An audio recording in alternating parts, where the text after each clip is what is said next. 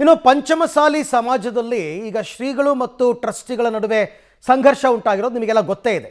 ಹಾಗಾಗಿ ಒಟ್ಟು 5 ಪೀಠಗಳ ಸ್ಥಾಪನೆ ಮಾಡೋಣ ಅಂತಕ್ಕಂಥ ತೀರ್ಮಾನಕ್ಕೆ ಬಂದ್ರ ಆ ರೀತಿ ಆಗುತ್ತಾ ಅಂತ. ಸದ್ಯಕ್ಕೆ 3 ಪೀಠಗಳಿದೆ. ಜಯಮೃತ್ಯುಂಜಯ ಶ್ರೀಗಳನ್ನು ಸೈಡ್ಲೈನ್ ಮಾಡೋದಕ್ಕೆ 5 ಪೀಠಗಳ ಸ್ಥಾಪನೆಗೆ ಮುಂದಾಗಿದ್ದಾರೆ ಟ್ರಸ್ಟಿಗಳು. ಶ್ರೀಗಳು ಪೀಠದಿಂದ ಕೆಳಗಿಳಿಯದೇ ಇದ್ದರೆ, ಇಳಿದ್ರೆ ಆ ಜಾಗಕ್ಕೆ ಬೇರೆಯವ್ರನ್ನ ತರೋದು, ಇಳಿದೇ ಇದ್ದರೆ ಪ್ಲಾನ್ ಬಿ ಅಂದರೆ 5 ಪೀಠ ಸ್ಥಾಪನೆ ಮಾಡೋದು.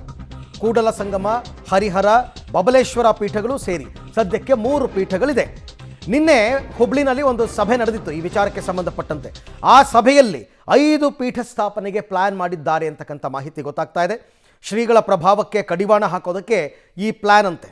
ನಿನ್ನೆ ಈ ಸಭೆಯಲ್ಲಿ ಸಾಕಷ್ಟು ಜನ ಪಂಚಮಸಾಲಿ ಸಮುದಾಯದ ನಾಯಕರು, ಟ್ರಸ್ಟಿಗಳು ಭಾಗಿಯಾಗಿದ್ದರು. ಈ ಬಗ್ಗೆ ಮತ್ತಷ್ಟು ಮಾಹಿತಿ ನಮ್ಮ ಹುಬ್ಬಳ್ಳಿ ಪ್ರತಿನಿಧಿ ಸುನಿಲ್ ಅವರಿಂದ ಪಡ್ಕೊಳ್ಳೋಣ. ಸುನಿಲ್, ಈ ಪಂಚಪೀಠ ಸ್ಥಾಪನೆ ಅಂತಕ್ಕಂಥದ್ದು ಯಾವ ರೀತಿ ಚರ್ಚೆ ಆಗಿದೆ? ಅದನ್ನು ಜಾರಿಗೆ ತಂದರೆ ಒಂದು ವೇಳೆ ಶ್ರೀಗಳನ್ನು ಹೇಗೆ ಸೈಡ್ಲೈನ್ ಮಾಡ್ಬೋದು? ಏನು ಚರ್ಚೆ ನಡೀತು ನಿನ್ನೆ ಸಭೆಯಲ್ಲಿ? ಅರವಿಂದ, ಪಂಚಮಸಾಲಿ ಕೂಡಲ ಸಂಗಮ ಪೀಠ ಸ್ಥಾಪನೆ ಆದಲಿಂದಲೂ ಕೂಡ ಕೆಲವೊಂದಿಷ್ಟು ಗೊಂದಲಗಳು ಪಂಚಮಸಾಲಿ ಸಮಾಜದಾಯದಲ್ಲಿ ಬರ್ತಾ ಇರುವಂಥದ್ದು. ಈಗ ಏಕೈಕ ಒಂದು ನಾಯಕರಂತ ಬಿಂಬಿಸ್ಕೊಳ್ತಾರಂಥ ಶ್ರೀಗಳು ಸಮಾಜದ ಒಳಿತು ಕೆಡಕಿಗಾಗಿ ಆಗ್ತಾ ಇದ್ದಾರೆ. ಸೊ ಆ ಪೀಠ ಈಗ ಕೂಡಲ ಸಂಗಮ ಪೀಠ ಬಹಳಷ್ಟು ಪ್ರಭಾವಿಯಾಗಿದೆ. ಮತ್ತು 2A ಮೀಸಲಾತಿಯಲ್ಲೂ ಕೂಡ ಶ್ರೀಗಳು ಸಾಕಷ್ಟು ಒಂದು ಪ್ರಭಾವವನ್ನು ಬೀರಿದ್ರು ಸರ್ಕಾರದ ಮೇಲೆ. ಸೊ ಈಗ ಆ ಒಂದು ಟ್ರಸ್ಟ್ಗಳಲ್ಲೇ ಮತ್ತು ಟ್ರಸ್ಟು ಮತ್ತು ಶ್ರೀಗಳ ನಡುವೆ ಒಂದು ಭಿನ್ನಾಭಿಪ್ರಾಯ ಮೂಡಿದೆ. ಅದು ಯತ್ನಾಳ್ ಅವರ ವಿಚಾರವಾಗಿ ಧ್ವನಿ ಎತ್ತಿರುವಂಥ ಶ್ರೀಗಳನ್ನು ಕೆಳಗಿಂದ ಇಳಿಸಬೇಕು ಅನ್ನೋದು ಒಂದು ಚರ್ಚೆ ನಿನ್ನೆ ಹುಬ್ಬಳ್ಳಿಯಲ್ಲಿ ನಡೀತು. ಇದರ ಮಧ್ಯೆ ಮುರುಗೇಶ್ ನಿರಾಣಿಯವರು ಮತ್ತೊಂದು ಅಂಶವನ್ನು ಹೇಳಿದ್ದಾರೆ.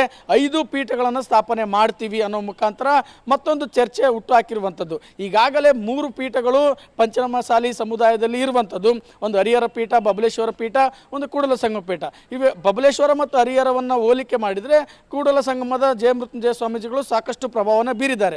ಸೊ ಹೀಗಾಗಿ ಅವರು ಒಂದು ವೇಳೆ ಟ್ರಸ್ಟ್ನ ಒಂದು ಬೇರೆ ಸದಸ್ಯರುಗಳನ್ನು ಮನ್ನಣೆ ತೆಗೆದುಕೊಂಡು ಕೆಳಗಿಳಿಯದಂತೆ ಏನಾದರೂ ಪ್ಲ್ಯಾನನ್ನು ಮಾಡಿದರೆ ಅವರ ಪ್ರಭಾವವನ್ನು ಕುಗ್ಗಿಸುವಂಥ ನಿಟ್ಟಿನಲ್ಲಿ ಪ್ಲ್ಯಾನ್ ಬಿ ಆಗಿ 5 ಪೀಠಗಳನ್ನು ಸ್ಥಾಪನೆ ಮಾಡಬೇಕು. ಆ 5 ಪೀಠಗಳು ರಾಜ್ಯದ ವಿವಿಧ ಒಂದು ಪಂಚಮಸಾಲಿ ಸಮುದಾಯದ ಜನರಿಗೆ ಒಳಿತು ಅಥವಾ ಆ ಸಮಾಜದಲ್ಲಿ ಏನೇ ಇರಲಿ ಧ್ವನಿ ಎತ್ತಬೇಕು ಅನ್ನೋ ನಿಟ್ಟಿನಲ್ಲಿ ಪ್ಲ್ಯಾನನ್ನು ಮಾಡಿರುವಂಥದ್ದು. ಸೊ ಈಗಾಗಲೇ ಇದಕ್ಕೆ ಒಂದು ಪುಷ್ಟಿ ನೀಡುವಂತೆ ಈಗಾಗಲೇ ಜಯಮೃತ್ಯುಂಜಯ ಶ್ರೀಗಳು ರಹಸ್ಯ ಒಂದು ಸ್ಥಳದಲ್ಲಿ ಪಂಚಮಸಾಲಿ ತಮ್ಮ ಸಮುದಾಯಕ್ಕೆ ಕೂಡಿದಂಥ ತಮ್ಮ ಪರವಾಗಿರುವಂಥ ಮುಖಂಡರ ಸಭೆಯನ್ನು ನಡೆಸಿದ್ದಾರೆ. ಅವರು ಪೀಠದಿಂದ ಕೆಳಗಿಳಿತಾರೋ ಅಥವಾ ಏನಾದರೂ ಕಳೆದ ಬಾರಿಯಂತೆ ಕ್ಷಮೆಯಾಚನೆಯನ್ನು ಮಾಡಿ ಇದೇ ಒಂದು ಪೀಠದಲ್ಲಿ ಮುಂದುವರಿತಾರೋ, ಇಲ್ಲಾಂದರೆ ಅವರ ಮೇಲಿನ ಆರೋಪಗಳಿಗೆ ಉತ್ತರ ಯಾವ ರೀತಿಯಾಗಿ ಕೊಡಬೇಕನ್ನೋದನ್ನು ಪ್ಲ್ಯಾನ್ ಮಾಡ್ತಾ ಇದ್ದಾರೆ. ಸೊ ಹೀಗಾಗಿ ಈ ಒಂದು ಕುತೂಹಲ ಇನ್ನೂ ಕೂಡ ಜಾಸ್ತಿ ಆಗ್ತಿರುವಂಥದ್ದು. ನಿನ್ನೆಯಿಂದಲೂ ಕೂಡ ಎಲ್ಲೂ ಶ್ರೀಗಳು ಮಾಧ್ಯಮಗಳಿಗೆ ಮಾತನಾಡಿಲ್ಲ ಮತ್ತು ಎಲ್ಲೂ ಬಹಿರಂಗವಾಗಿ ಹೇಳಿಕೆಯನ್ನು ನೀಡದೇ ಇರುವಂಥದ್ದು. ಸೊ ಹೀಗಾಗಿ ಅಜ್ಞಾತ ಸ್ಥಳದಲ್ಲಿ ಕುಂತು ಒಂದು ಪ್ಲ್ಯಾನ್ ಮಾಡ್ತಾ ಇರುವಂಥದ್ದು. ಒಟ್ಟಿನಲ್ಲಿ 2 ವಿಚಾರಗಳಲ್ಲಿ ಪ್ರಮುಖವಾಗಿ ಮುನ್ನೆಲೆಗೆ ಬಂದಿರುವಂಥದ್ದು. ಶ್ರೀಗಳು ಟ್ರಸ್ಟಿಗಳ ಆರೋಪಗಳಿಗೆ ಯಾವ ಉತ್ತರ ಕೊಡ್ತಾರೆ ಮತ್ತು 5 ಪೀಠಗಳ ಸ್ಥಾಪನೆ ಯಾವಾಗ ಕಾರ್ಯ ಆಗುತ್ತೆ ಅನ್ನೋದು ಈಗ ಕುತೂಹಲದ ಪ್ರಶ್ನೆ. ಥ್ಯಾಂಕ್ ಯು ಸುನಿಲ್, ತಮ್ಮೆಲ್ಲ ಮಾಹಿತಿಗಾಗಿ. ಟ್ರಸ್ಟಿಗಳು 48 ಜನ ಇದ್ದಾರೆ. 48 ಜನ ಸೇರಿ ಒಕ್ಕೊರಲಿನ ನಿರ್ಧಾರವನ್ನು ತಗೊಂಡ್ರೆ ಏನು ಬೇಕಾದರೂ ಬದಲಾವಣೆಗಳಾಗಬಹುದು.